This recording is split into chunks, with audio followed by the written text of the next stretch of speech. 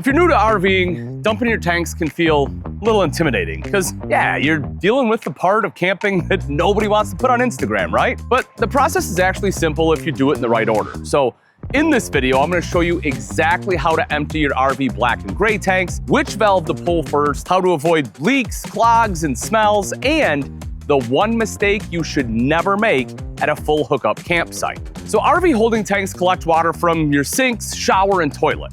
Your gray tank holds water from your sinks and showers. Your black tank holds waste from the toilet. Now, when those tanks fill up, you'll need to empty them at a proper sewer connection.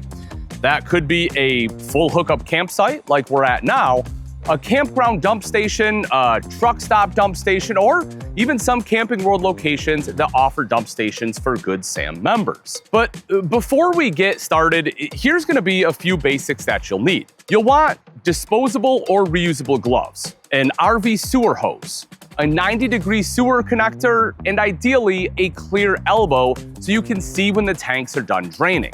Now, a sewer hose support is helpful at a campsite, but honestly, it's usually not necessary at a dump station. And one quick rule before we touch anything, right?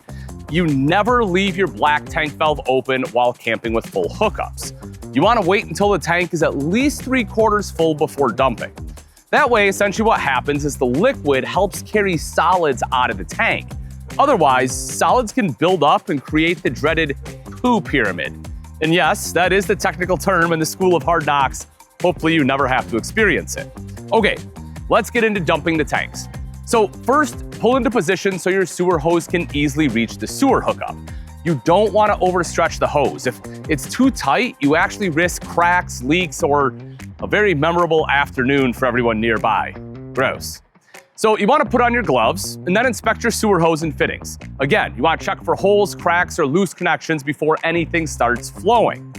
Next, you want to connect the 90-degree fitting to the sewer hookup. If the hookup is threaded, screw it in securely. If it isn't, then make sure the fitting is weighted or held in place so pressure doesn't push it out as things start moving. Now, go to your RV's tank outlet.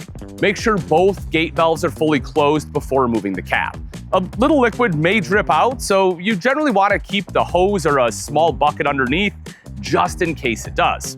Next, you want to attach the sewer hose to the RV using the bayonet fitting, then confirm that both ends are fully secure. Now, identify your valves. One is for gray water and one is for black water. Now, some RVs label or color code them, but if yours doesn't, the larger pipe is usually the black tank, the smaller pipe is usually the gray tank. And if they aren't labeled, label them later, because honestly, future you deserves that kindness. Okay, now comes the most important part. Dump the black tank first. You want to slowly pull the black tank valve partway open and then pause.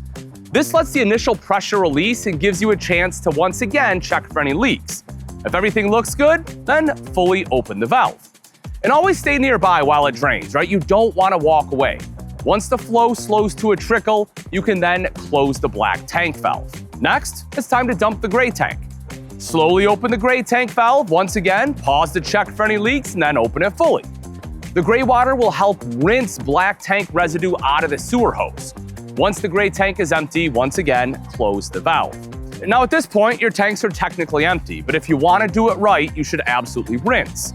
If your RV has a black tank flush, you can use it now while the sewer hose is still connected.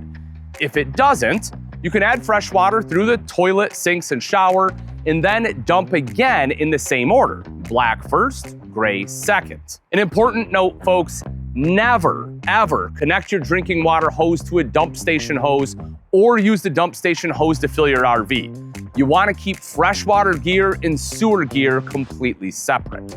Now, once you're done flushing, you can close both valves. Now you want to lift the sewer hose starting near the RV and gently work any remaining liquid toward the sewer hookup.